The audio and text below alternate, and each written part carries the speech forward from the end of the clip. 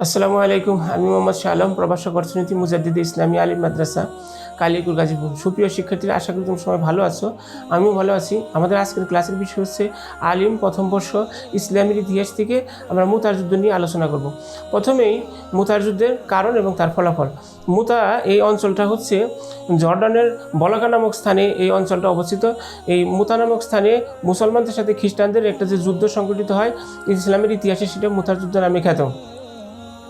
হুদাইবিয়া সন্ধি থেকে শুরু করে মক্কা বিজয়ের আগ পর্যন্ত কম বেশি 17টা যুদ্ধ সংঘটিত হয়। এই 17টার মধ্যে সবচেয়ে রক্তক্ষয়ী এবং তীব্র একটা যুদ্ধ, যে যুদ্ধটা হচ্ছে মুতার যুদ্ধ। এই মুতার যুদ্ধে মুসলমানদের ব্যাপক ক্ষয়ক্ষতি সংঘটিত হয়। এখন দেখব যে আসলে মুতার যুদ্ধের প্রধান কারণটা কি। মুতার যুদ্ধের প্রধান কারণটা হচ্ছে হযরত মুহাম্মদ সাল্লাল্লাহু আলাইহি ওয়াসাল্লাম হারিস ইবনে উমাইর আজদিকে দূত হিসাবে প্রেরণ করেন, এবং সেই হারিস ইবনে উমাইর আজদিকে যখন দূত হিসাবে প্রেরণ করা হয়, তখন ওইখানকার শাসক যে ছিল হারিস ইবনে উমাইর আজদিকে গ্রেপ্তার করে এবং পরবর্তী সময়ে তাকে হত্যা করে ফেলা হয়। ইসলামে কোনো দূতকে গ্রেপ্তার করা এবং হত্যা করা অত্যন্ত গৃহীত কাজ এবং অন্যায় সামিল, এবং যুদ্ধের মতো একটা ঘটনা হিসেবে বিবেচিত হয়। পরবর্তী সময়ে রাসূলুল্লাহ সাল্লাল্লাহু আলাইহি ওয়াসাল্লাম যখন এই খবর পেলেন, তখন রাসূলুল্লাহ সাল্লাল্লাহু আলাইহি ওয়াসাল্লাম অত্যন্ত মর্মাহত হয়ে গেলেন।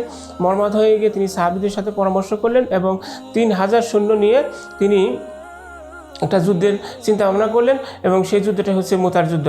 রাসূলুল্লাহ সাল্লাল্লাহু আলাইহি ওয়াসাল্লাম 629 খ্রিস্টাব্দে মুতা নামক স্থানে, সেখানে রাসূলুল্লাহ সাল্লাল্লাহু আলাইহি ওয়াসাল্লাম নিজেই যুদ্ধে স্বয়ং উপস্থিত হওয়ার জন্য চিন্তা ভাবনা করলেন, কিন্তু রাসূলুল্লাহ সাল্লাল্লাহু আলাইহি ওয়াসাল্লামের শারীরিক অসুস্থতার কারণে তিনি সেখানে উপস্থিত হতে পারেন নাই। পরবর্তী সময় রাসূলুল্লাহ সাল্লাল্লাহু আলাইহি ওয়াসাল্লাম 629 খ্রিস্টাব্দে মুতায় সেখানে 3000 সৈন্যের একটা বাহিনী প্রেরণ করেন, এবং অন্যদিকে রোমানদের সৈন্যের সংখ্যা ছিল 1 লাখের কাছাকাছি।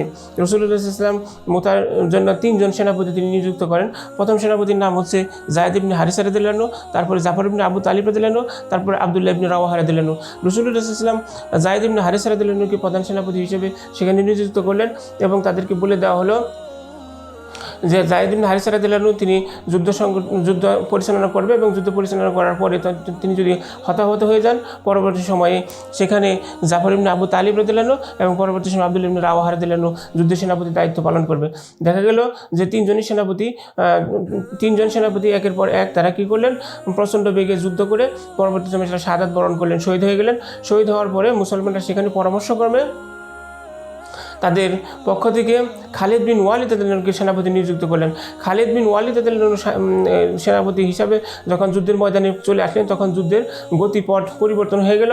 পরবর্তী সময়ে সেই 3000 সৈন্য 1 লক্ষ সৈন্যের বিরুদ্ধে মরণপণ সংগ্রামে লিপ্ত হন, এবং সেই যুদ্ধে পরবর্তী সময়ে খালিদ বিন ওয়ালিদ রাদিয়াল্লাহু বীরত্বের কারণে মুসলমানরা মুতার যুদ্ধে জয়লাভ করেন, এবং রাসূলুল্লাহ সাল্লাল্লাহু আলাইহি ওয়াসাল্লাম খালিদ বিন ওয়ালিদ রাদিয়াল্লাহু সেই বীরত্বে তিনি মুগ্ধ হয়ে খালিদ বিন ওয়ালিদ রাদিয়াল্লাহুকে সাইফুল্লাহ উপাধিতে ভূষিত করেন।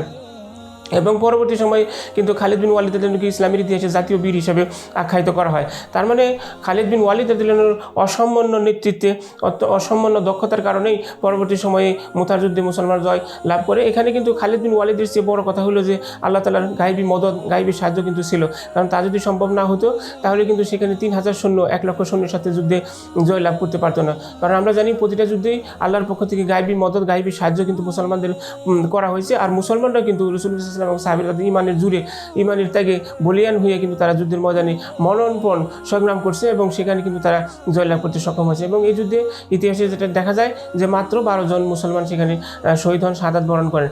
এখানে যুদ্ধে যখন প্রথম দিক দিয়ে মুসলমানরা যখন রোমানদের বিরুদ্ধে যুদ্ধে অবতীর্ণ হন, তখন বিশেষ করে কুরাইশরা হাস্যোজ্জ্বলভাবে এটা নিয়েছিল যে মুসলমানরা তাদের নিজেরাই নিজেদের ক্ষতি সংগঠিত করার জন্য যাচ্ছে, কারণ এত বিশাল বাহিনীর প্রেক্ষিতে এত ছোটো একটা বাহিনী কীভাবে যুদ্ধ করবে, সেখানে জয়লাভ করবে। পরবর্তী সময় কিন্তু সেটা তাদের যে চিন্তা, সেটা কিন্তু বন্টল করে দিয়ে মুসলমানরা রোমানদের বিরুদ্ধে সেই 1 লক্ষ বাহিনীর বিরুদ্ধে 3000 বাহিনী ইমানের জোর নিয়ে রাসূলুল্লাহ সাল্লামের যে রাসূলুল্লাহ সাল্লামের যে চিন্তাধারা, সেই অনুসারে তারা যুদ্ধের ময়দানে অবতীর্ণ হন, এবং সেখানে কিন্তু অসীম সাহসিকতার মাধ্যমে ওই মুতার যুদ্ধে জয়লাভ করেন, এবং পারস্য এবং রোমান দুইটা যে সাম্রাজ্য, সেই সাম্রাজ্য দখলের ক্ষেত্রে একটা ভূমিকা পালন করে।